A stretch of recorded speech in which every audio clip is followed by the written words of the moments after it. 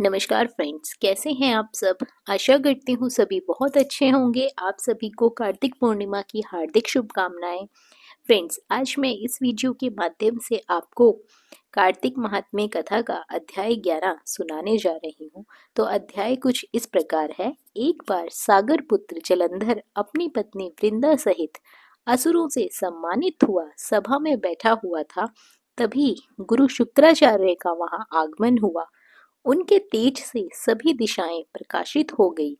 गुरु शुक्राचार्य को आता देखकर सागर पुत्र जलंधर असुरों सहित उठकर बड़े आदर से उन्हें प्रणाम करता है।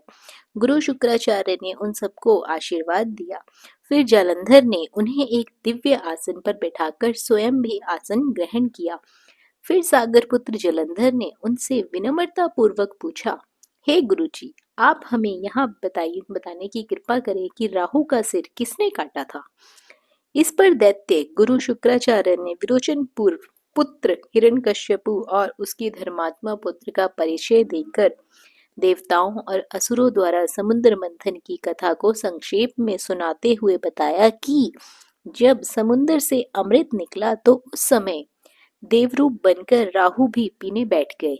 इस पर इंद्र के पक्षपाती भगवान विष्णु ने राहु का सिर काट डाला। अपने गुरु के मुख से इस प्रकार के वचन सुनकर जलंधर ने क्रोध की सीमा ना रही। उनके नेत्र लाल हो गए। फिर उसने अपने धस्म नामक दूत को बुलाया और शुक्राचार्य द्वारा सुनाया गया वृतांत सुनाया। तत्पश्चात उसने धस्मर को आज्ञा दी कि तुम शीघ्र ही इंद्रपुरी में जाकर इंद्र को मेरी शरण में ले आओ। धस्मर जालंधर की आज्ञा बहुत मानता था।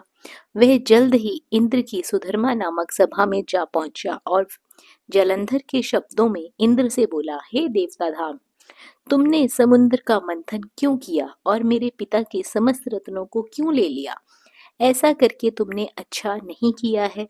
यदि तू अपना भला चाहता है तो उन सब रत्नों को देवताओं सहित मेरी शरण में आ जाओ, अन्यथा मैं तेरे राज्य को ध्वंस कर दूंगा। इसमें कुछ भी मिथ्या नहीं है।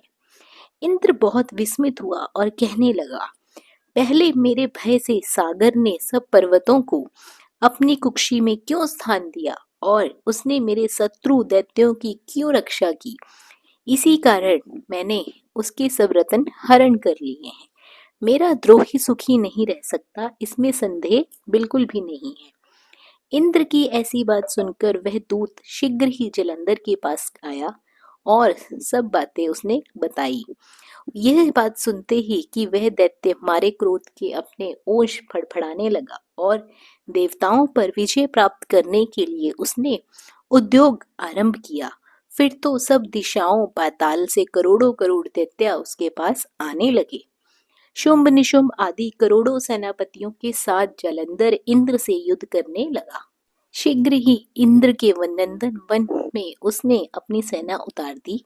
वीरों की शंख ध्वनि और गर्जना से इंद्रपुरी गूंज उठी। अमरावती छोड़ देवता उससे युद्ध करने चले। भयानक मारकाट हुई। असुरों के गुरु आचार्य शुक्र अपनी मृत संजीवनी विद्या से और देवगुरु बृहस्पति द्रोणगिरी से औषधि लाकर जिलाते रहे। इस पर जालंधर ने क्रोध होकर कहा कि मेरे हाथ से मरे हुए देवता जी कैसे जाते हैं, जिलाने वाली विद्या तो आपके पास है। इस पर शुक्राचार्य ने देवगुरु और द्रोणाचार्य से औषधि लाकर देवताओं को जिलाने की बात कह दी। यह सुनकर जालंधर और भी कुपित हो गया। फिर शुक्राचार्य ने कहा, यदि शक्ति हो तो द्रोणागिरी को उखाड़कर समुद्र में फेंक दो, तब मेरे कथन की सत्यता प्रमाणित हो जाएगी।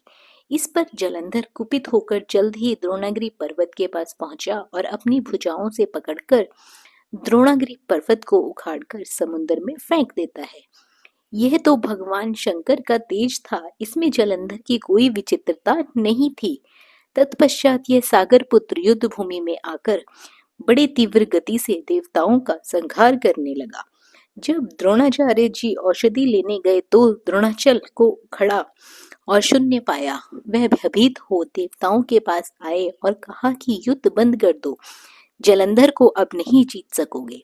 पहले इंद्र ने शिवजी का अपमान किया। यह सुन से देवता युद्ध में जय की आशा त्याग कर इधर उधर भागने लगे। सिंधु सुत निर्भय हो अमरावती में घुस गया, इंद्र आदि सभी देवताओं ने गुफाओं में शरण ली। तो फ्रेंड्स, ये था अध्याय 11। अगली वीडियो में फिर मिलेंगे अध्याय 12 के साथ। बने रहिए आपके अपने YouTube चैनल अंकित वास्तु ज्ञान में। धन्यवाद।